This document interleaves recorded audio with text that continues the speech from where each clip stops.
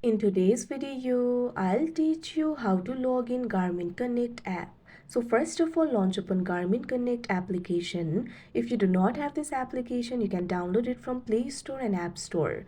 You can see over here Garmin Connect application has been opened. Initially, you'll be led to this kind of interface. So if you want to sign into your account, tap on this option sign in that you can see on the screen.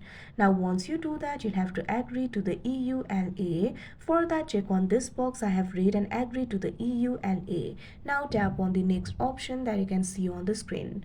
Now after that, in order to log into your account, you'll have to enter the credentials. So first of all, enter the email address. Make sure to provide the email address associated with your account. Now tap on the field of password and enter the password over here. If you have forgotten your password, you'll be able to find this option for forgot password. What you have to do is tap on it.